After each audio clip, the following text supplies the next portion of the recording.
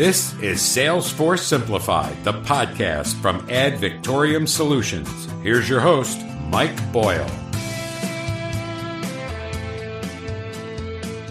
This is the Salesforce Simplified podcast, and the topics that we're going to be focusing on today are current things dealing with data, digital, and AI, the challenges that everyone in business seems to be facing with those three things. And we're going to talk about how to stay ahead of them. And we're going to do that with our guest, who is a gentleman by the name of Chris Hood, who I've actually wanted to get on this podcast for over a year. The sun, the moon, and the stars have finally aligned. Chris is an expert in all of these areas of data, digital, AI, and so many other things. But before we officially say hello to Chris, let me tell you a little bit about Chris Hood, a digital strategist. He's an expert in that area. He's also an author. He just published the book Customer Transformation, which I'll have him talk a little bit about here soon.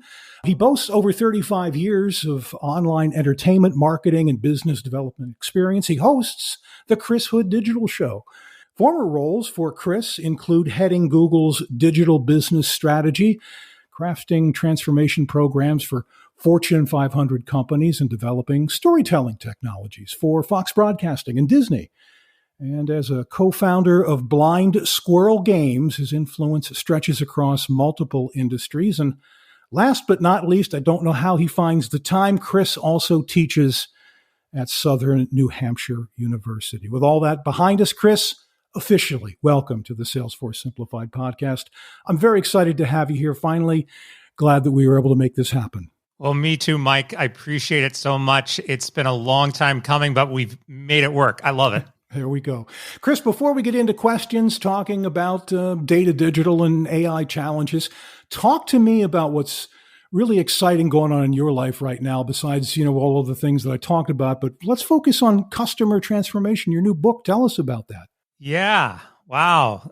Customer transformation. So I left Google in January, and then in February, I decided, hey, I should write a book. Why not? And I had this idea that was circulating in my back of my mind over the course of the last 6 or 7 years. I sort of tabled it a little bit while I was working at Google. And then when I left Google, I said, this is the time. Let's just get to it. And I spent the last 5 months writing this concept out. I believe it's a fabulous book. It's relevant for today, and I think we're going to get into some of these topics, why I believe it's relevant. But it's a 7-stage strategy specifically for customer alignment in order to generate business value. And that middle piece, the customer alignment, we see organizations all around the world right now who are desperately struggling with aligning with what their customers want, needs, what their aspirations are for using your products and services. And I wanted to really dissect that and provide leaders and businesses a way that they can better understand it and then execute on it. And it's something I'm really passionate about. And really, that's everything that I've been doing recently. It's just focusing on getting the book out, sales, go grab a copy, please. And then, of course, I'm speaking and working with a lot of companies on implementing these ideas. And you can find all kinds of information about Chris at Chris Hood, that's H-O-O-D, chrishood.com, including information about customer transformation, the new book. By the way, I love the slug line. The next evolution of customer everything, which includes experiences, loyalty, success, all those buzzwords. But you can find information about the book. You can get it on Amazon. There's even a way on the website that you can get a signed paperback or a signed hardcover book. So make sure you check that out. Lots of luck with that, Chris. So here we go. Let's start with data challenges. Chris, talk to me about why it's so difficult for companies today to manage their data. Oh, yeah. Well, let's just start with some numbers. Let's think about how much data do you think is in the world? As of 2021, there was 79 zettabytes of data. And that number is expected to double by 2025. So that's 160 zettabytes of data. So in the classic Marty McFly Back to the Future, what the hell is a zettabyte? And if we were to think about this, I have a phone here in my hand. It has 1 terabyte of storage on it. Now, that's just storage. It's not even completely full. But if we were to take 1 billion 1 terabyte mobile phones, that would store 1 zettabyte of data. And so if we think about that, that's 79 billion phones. And then, of course, by 2025, that's 160 billion 1 terabyte phones. That would be the equivalent of giving every person in the entire world 20 1 terabyte mobile devices. That's a lot of data. All right, my head's spinning. How do we manage it? Yeah. And so when we start thinking about how do we deal with this, it's not just the size and the amount of data, it's also all of these new formats that we're dealing with. We've got the online, basic text. We got multimedia. We got all of the metadata from videos. We've got new forms of data like artificial intelligence and analytics. We even are starting to see multi-sensory types of data. This is obviously critical in the health field industries, but how do we track the data of something like smell? Like those types of data is all increasing. And then, of course, we also have the regulatory issues, privacy concerns, and data security issues. All of these factors are just, creating complex situations for us in terms of how to manage it. And those 3 things alone is why it's very difficult for companies to manage the data. Well, let's talk about how companies can be more effective in managing that sheer volume of data we're talking about here. How are they doing that these days? There's really 4 key areas here. The first one is you've got to start thinking about moving your data to the cloud. And I'm sure we can get into that a little bit more. There's probably a lot of different opinions about moving data to the cloud, but really you're going to be safer. The whole purpose of being able to scale, going from 79 zettabytes to 160 zettabytes over the next 3 years, you're going to have to be able to scale, and you can do that more successfully in the cloud. The other area is to start leveraging technologies, foundational technologies to help you manage data, like APIs, application programming interfaces. APIs are not just about creating experiences directly inside of an application or building applications that can connect with each other, those integration points. Obviously, it's in the name, but it is also about helping you better manage that data across the cloud and across different platforms. And then the third one is to begin thinking about how you're governing that data. What are your internal policies to help you track, manage, ensure that data is protected, where the data is coming from? Those governance policies can be automated. We'll get into that as well. But just defining what those governance policies are and building teams that wrap around those policies are going to be critical for the management of it. But again, I think the scaling part, the critical first step is start looking at how you get this off-prem into the cloud where it can scale more easily for you. Well, as you know better than anyone else, when data is kept in separate siloed systems, it's often very difficult to identify and consolidate it into like a universal platform to speed up data-driven choices. So how would you advise people to go about conquering their multiple data storages? Well, when we think about multiple data storages, we're also thinking about data that is siloed across the organization. And there's 2 areas that you should consider here. The first one is solely the technical side. Yes, you can consolidate your data. You can unify the data platforms. That's all fine. That's going to help you centralize, get everything organized. It's great. But today, you don't really have to centralize the data itself. You can have data across multiple platforms, and really having data spread out will help you in areas like security, redundancy, accessibility of the data. Even innovation can happen more freely when that data is across different platforms. We get into a lot of complex technical backgrounds of that, but you can look at it as either bring it all together or separate it. That's the technical side. But there's probably a stronger argument to be made actually on the business side. And it's not just that governance piece that we were just talking about. It's recognizing that there are teams within your organization that are siloed. And there are so many companies that are out there wasting time, money, resources, basically duplicating efforts across their development, building new products and processes because their teams are siloed. And then they're trying to access different data sets, or you've got team A that needs data from team B, and team B is like, no, we're doing something different with that. And that siloed mentality within your business is just wrecking any capability of managing the data better and delivering to your customer what they want. If you can't quickly get to market through collaboration inside of your organization, then it really doesn't matter where your data is. You're not going to be able to access it efficiently and be able to develop what matters.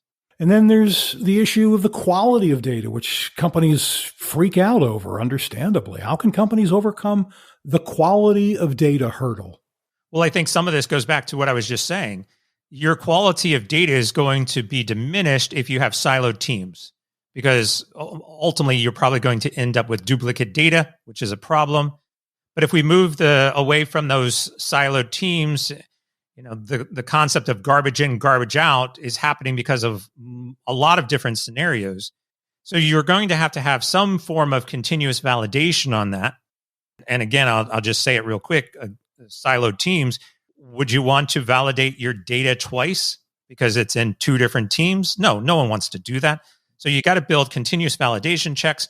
There's probably some automation that can be included in there. You can definitely start implementing AI to continuously validate your data against the record sets that you want to have. We call it, when we start thinking about generative AI and having a set voice, we can train the AI models against whatever data you want and how that should be validated. So there's automation that you can think. And then definitely it's training across the board. One of the interesting stories that I have was I was working with a fast food company, a big brand that's across the entire country, and they serve more than chicken, but this story is in chicken. So don't think it's like, KFC, it's not a chicken company. It's a fast food company that has chicken.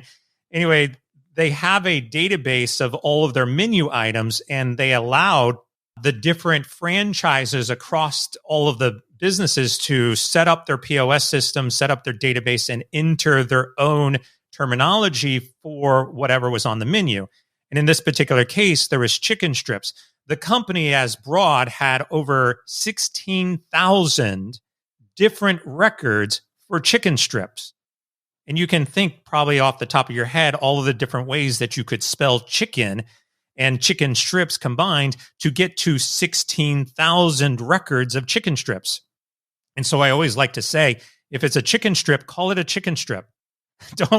Don't try to come up with some other name. So that's where this regulatory governance processes come in and that you have to manage. But then you could run, obviously, some automated structure against that and say, well, we see another form of chicken strips here. Let's change it to a standardized naming principle.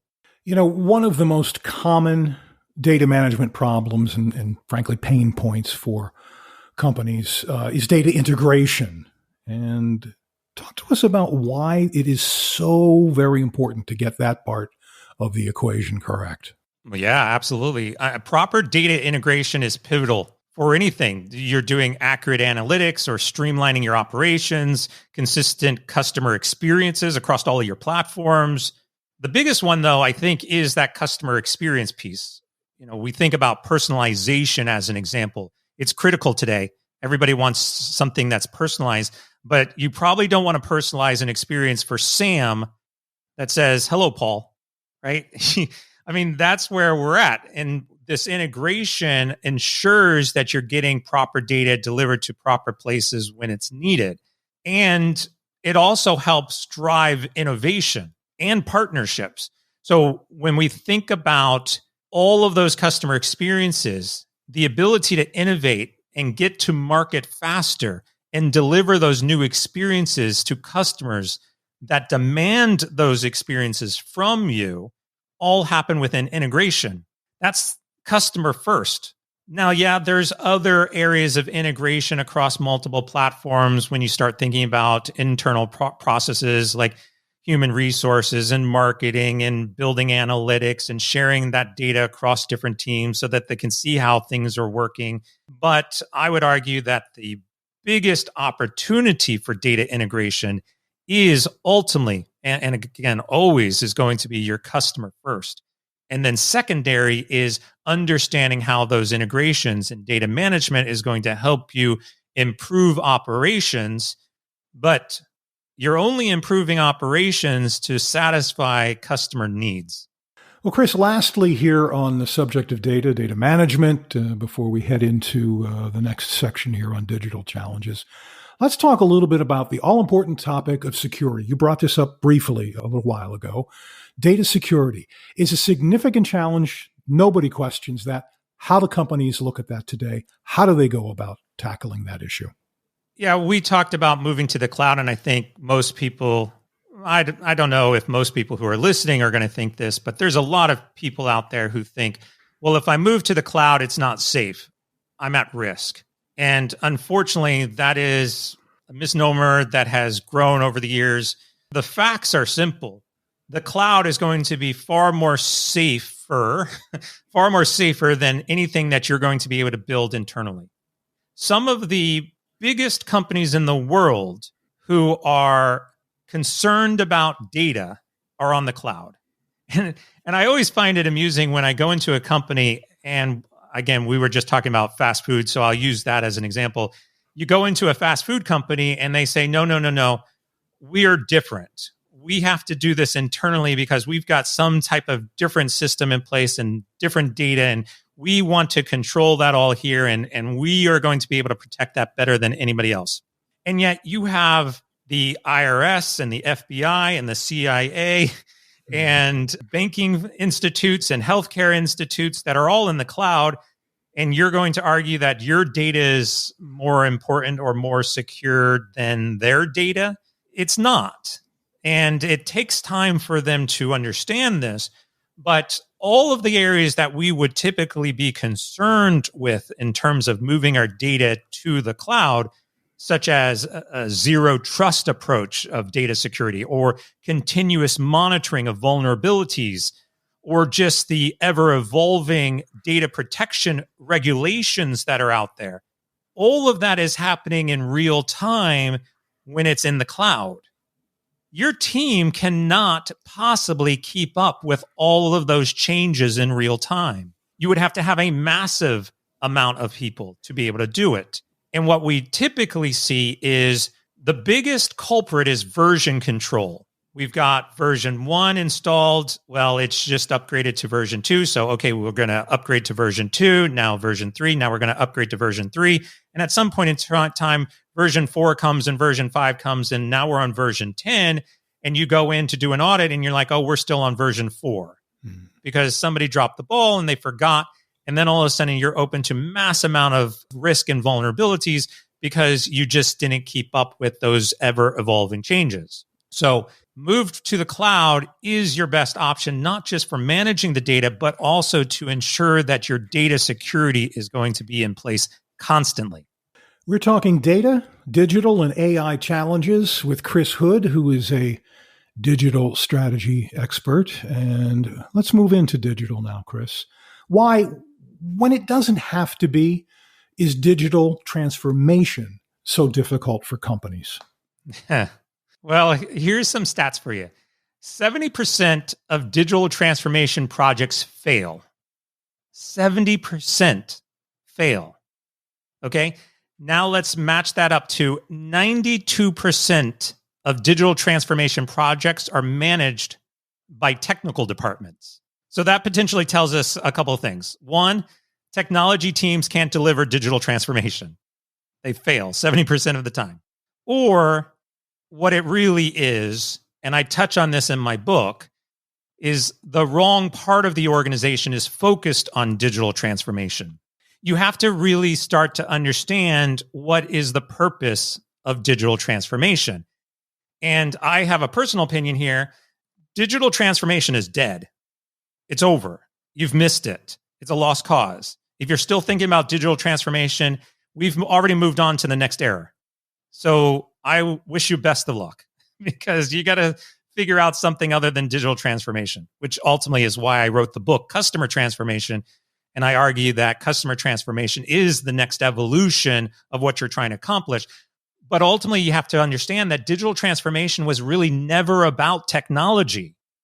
And so why it's failing 70% of the time when it's in 92% of the technology teams is because it's in the wrong part of the organization. Digital transformation is about aligning and delivering technologies that your customers are asking for. It is ultimately a business strategy that is aligning with your customers. You would not go and change a technology just for the sake of changing the technology. And yet that's what people are doing. That's what a lot of organizations are out there doing. AI, and we'll get into it, AI is a prime example. There are thousands, tens of thousands of businesses out there trying to figure out how they're going to implement AI when they don't even know if their customer cares enough about it. And so you still have to understand what the purpose of the technology is. It's the people. It's either your internal people, or more importantly, it is your customer. And when you shift that mindset to customer first is why we are transforming, then you'll understand how to be more successful in this area. I want to talk a little bit about security here in this digital section. Talk about warding off cyber attacks. I know you know a little bit about that. What should companies be thinking about in terms of security and warding off things like cyber attacks? Yeah, again, I think all this goes back to what we were talking about just a moment ago, and it's that you're going to get more protection when you're in the cloud. So if we want to really think about digital transformation as your transformation from an on-premise organization to a cloud-based organization, that could be one way you look at it. And again, you're going to get more protection when you make that transformation. You're still ultimately got to ask yourself, why are you doing it in the first place? Goes back to your customer. But the difference between on-prem and the cloud is going to be a huge differentiation for you to protect yourself against potential cyber attacks. The example of version controls is a great one, because when you're out of compliance with whatever the current version is, you're opening yourself up to cyber attacks. When we think about even simple things, look, I have a website. My website is run on WordPress. That's not any surprise. WordPress is on a lot of websites out there today. I get notifications every day that says, oh, there's a new vulnerability found, patch this, patch this. There's an entire community out there that is constantly watching out for each other, basically watching your back against potential vulnerabilities and cyber attacks that are happening. And of course, there's other tools that you can implement to further protect yourself. I've got no less than 5 or 6 different tools on my website to do nothing but prevent me from being attacked. And do they work? Yes, because I can see the evidence of it in the analytics and in the reports. But you have to be willing to make that leap and say, look, we don't know everything in our business, and we can't hire enough people to be able to know everything. So moving off into the cloud to help ward off those potential attacks is going to be critical for you. Lastly, here in our digital segment, I wanted to talk to you about driving adoption within companies. And, you go through the expense and the time, and you give the company and give the people the new tools and the new processes. And oftentimes this wall goes up in companies about, driving user adoption. Can you talk a little bit about that and maybe the best ways to go about that? Look, when we think about adopting new tools, you could say, we're going to adopt this new tool. And there's businesses and companies all across the country who are dealing with this probably right now in this moment. They found some new tool. They're like, yeah, that sounds great. They've bought it. They've invested hundreds of thousands or millions of dollars in it. And then they are sitting teams around saying, hey, this is a great new tool. It's going to help us do whatever it is. And you probably have people sitting there saying, why? Why are we even bothered with this? Oh, another tool.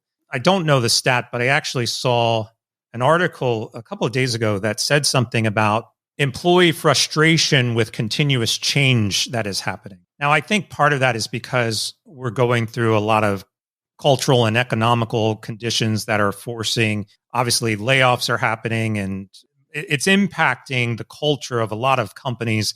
And so there's an increased amount of frustration that is happening with these changes. So when we start thinking about tools, people are going to just get us, it's like anything else that you're trying to change. People get frustrated. Like I'm comfortable with this tool. I don't need a new tool to do the exact same thing.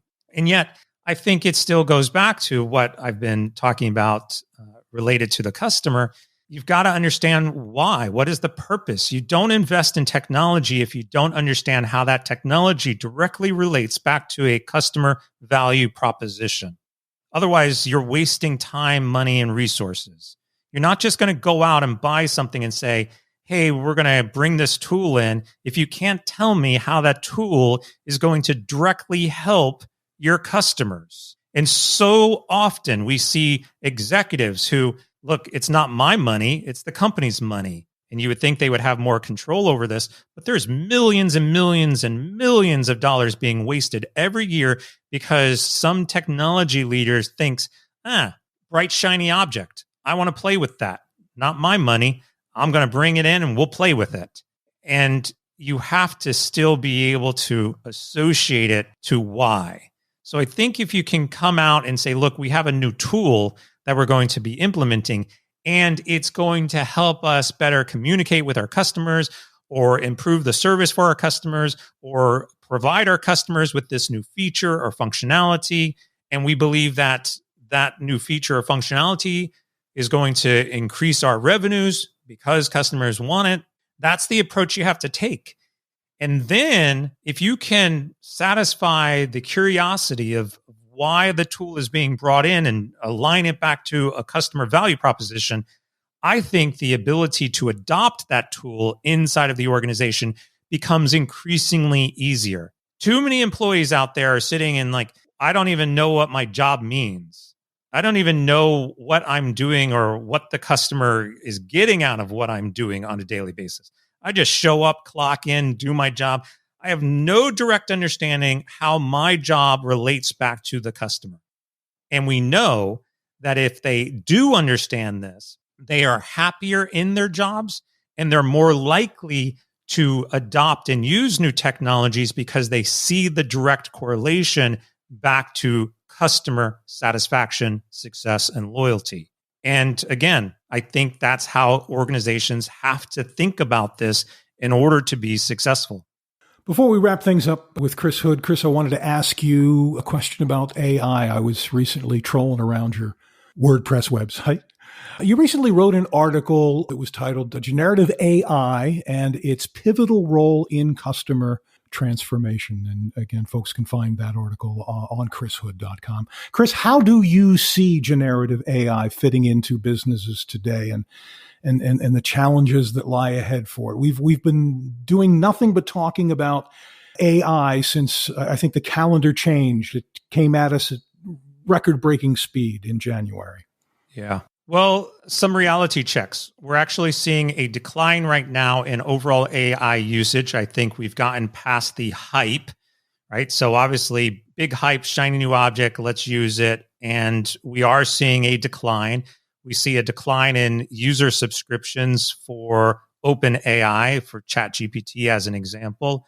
I think we're getting more settled into what is AI and what is not AI. The perspective out there for a lot of people is that they have this vision of what AI is, but that vision or even definition of what AI is probably still 10 years away from today. We're nowhere close to being able to do the things that I think people believe or it's been hyped to do.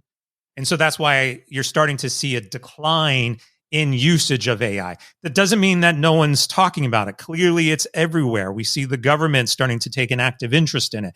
We see a lot of companies trying to figure out how to use it. But I said earlier, if you cannot declare why a customer is going to benefit from the implementation of AI, then there is no point in doing it. And unfortunately, there are thousands of companies out there that are AI based. I get 2 to 5 emails a day saying, hey, we're an AI company and we do this, or hey, I'm an AI expert and I do this.